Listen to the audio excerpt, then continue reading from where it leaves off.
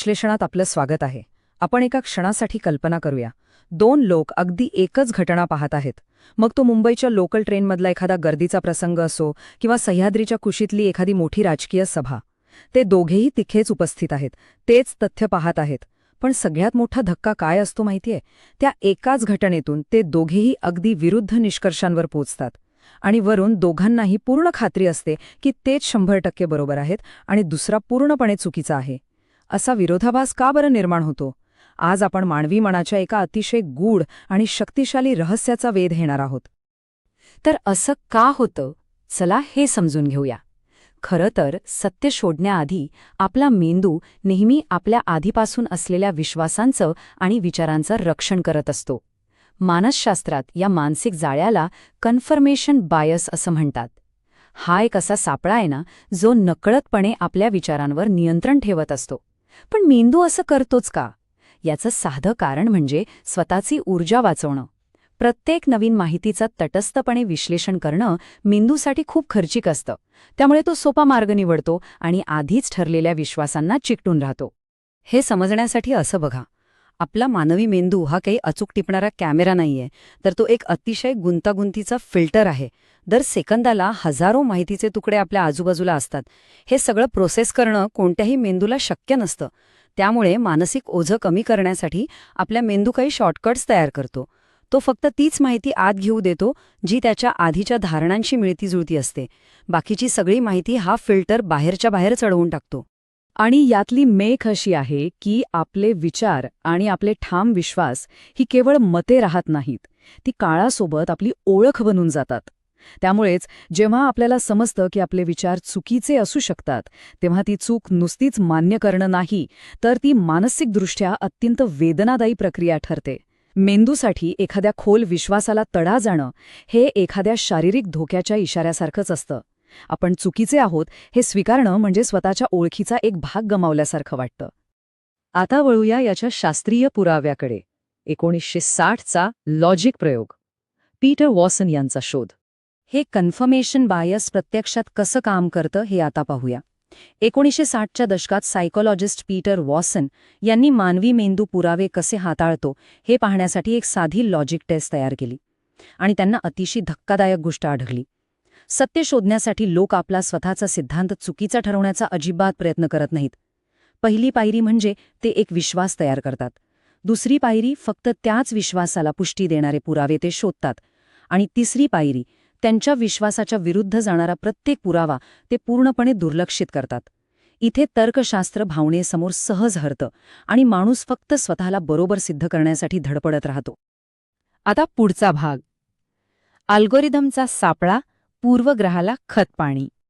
आजच्या आधुनिक काळाने आणि इंटरनेटने माणसाच्या या नैसर्गिक पूर्वग्रहाला एका अतिशय धोकादायक पातळीवर नेऊन ठेवलं आहे. आधुनिक तंत्रज्ञान या मानवी स्वभावाचा कसा फायदा घेतं यावरून इको चॅम्बरच्या भिंती कशा तयार होतात हे स्पष्ट होतं.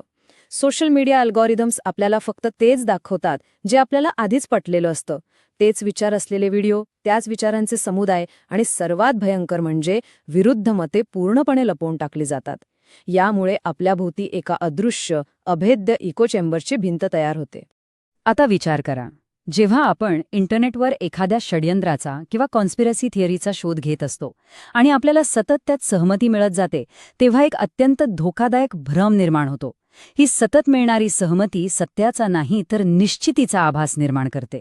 आणि म्हणूनच कोणत्याही पुराव्याविना पूर्णपणे चुकीच्या गोष्टींवरही आपण ठाम विश्वास ठेवू लागतो, कारण आपल्या आजूबाजूला सगळेजण तेच बोलत असतात. पुढे पाहूया, राजकीय मॅनिप्युलेशन, नॅरेटिव्हज स्वीकारणे. पुण्याच्या एखाद्या कट्ट्यावर चाललेल्या राजकीय चर्चेची आपण कल्पना करूया. एकच राजकीय घटना घडते, पण तिथे उपस्थित असलेले दोन गट त्याचं विश्लेषण कसं करतात ते बघा. गट अ ला तीच घटना निर्विवाद यश वाटते, तर गट ब ला तीच घटना घोर अपयश वाटते. असं का? कारण आपण निव्वळ तटस्थ तथ्य ग्रहण करत नाही, तर आपण नॅरेटिव्हज म्हणजेच राजकीय कथा आणि आधीच तयार केलेले दृष्टिकोन ग्रहण करत असतो. आणि दोन्ही गट आपापल्या नॅरेटिव्हचं आंधळेपणाने रक्षण करतात. यातला कळीचा मुद्दा हा आहे की एकदा का एखादा राजकीय दृष्टिकोन आपली खोल ओळख बनला की त्याच्या विरोधात जाणारे तथ्य हे केवळ मतभेद वाटत नाहीत, तर ते वैयक्तिक हल्ल्यासारखे वाटू लागतात. कोणीतरी आपल्या अस्तित्वावरच हल्ला केला आहे अशी मेंदूची प्रतिक्रिया असते आणि म्हणूनच फेक न्यूज वेगाने पसरते आणि कितीही भक्कम पुरावे समोर आले तरी त्याकडे दुर्लक्ष करून आपण आपल्या नेत्यांचे आंधळेपणाने समर्थन करत राहतो. राजकीय कोलाहलातून थोडं बाहेर पडूया आणि आपल्या स्वतःच्या घराच्या 4 भिंतीं डोकावून पाहूया. बाहेरचं जग आपल्याला हाताळत असतेच, पण सर्वात मोठे आणि धोकादायक मॅनिप्युलेशन बाहेरून होत नाही, तर ते आतून आपल्या स्वतःच्या मेंदूकडून आपल्या वैयक्तिक नात्यांमध्ये होत असतं. दैनंदिन आयुष्यात हे कसं घडतं ते अतिशय विचार करायला लावणार आहे. जर आपल्याला वाटत असेल की आपला जोडीदार स्वार्थी आहे, तर आपला मेंदू फक्त त्या स्वार्थी क्षणांचेच पुरावे शोधेल आणि त्या व्यक्तीच्या चांगुलपणाकडे पूर्णपणे दुर्लक्ष करेल. हीच प्रक्रिया स्वतःबद्दलही चालते. आपण स्वतःला अपयशी मानत असू तर फक्त अपयशच लक्षात राहील आणि मिळवलेल्या यशाकडे पूर्ण डोळेझाक होईल.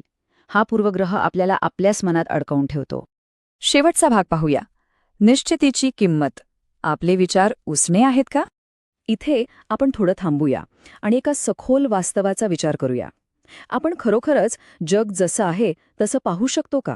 की आपण नेहमीच आपल्या स्वतःच्या भीती, आपली ओळख आणि आपल्या भूतकाळातून तयार झालेल्या कंडिशनिंगच्या फिल्टरमधूनच जगाकडे पाहत असतो? एका क्षणासाठी आपण अशी कल्पना करूया की आपण सर्व अल्गोरिदम्स आणि रात्रंदिवस आरडाओरडा करणारी न्यूज चॅनल्स पूर्णपणे बंद केली आहेत. त्या नीरव शांततेत आपले विचार हे खरोखरच आपले स्वतःचे असतील का? की ते विचार आपण फक्त त्या गोंधळातून उसने घेतलेले आहेत? आधुनिक जग हे सातत्याने निश्चिती विकत आहे आणि त्या निश्चितीची आपल्याला खूप लवकर सवय लागते. ती एका व्यसनासारखी असते. या सर्व विश्लेषणाचा सर्वात महत्त्वाचा आणि गाभा असलेला निष्कर्ष इथे स्पष्ट होतो. खरे शहाणपण म्हणजे नेहमी प्रत्येक वादात जिंकणे किंवा स्वतःलाच बरोबर सिद्ध करणे नव्हे. खरे शहाणपण म्हणजे मी चुकीचा असू शकतो हे मान्य करण्याचं शांत आणि प्रामाणिक धाडस असणं. हेच धाडस आपल्याला आपल्या स्वतःच्या मेंदूच्या पूर्वग्रहांच्या तुरुंगातून मुक्त करू शकतं. या विश्लेषणाच्या शेवटी प्रत्येकाने स्वतःच्या मनात सोडवण्यासाठी एक प्रश्न नक्की ठेवावा. पुढच्या वेळी जेव्हा आपल्याला वाटेल ना की आपण 100% बरोबर आहोत, तेव्हा फक्त एक क्षण थांबा आणि स्वतःला विचारा, मी खरोखरच विरुद्ध बाजू प्रामाणिकपणे समजून घेतली आहे का?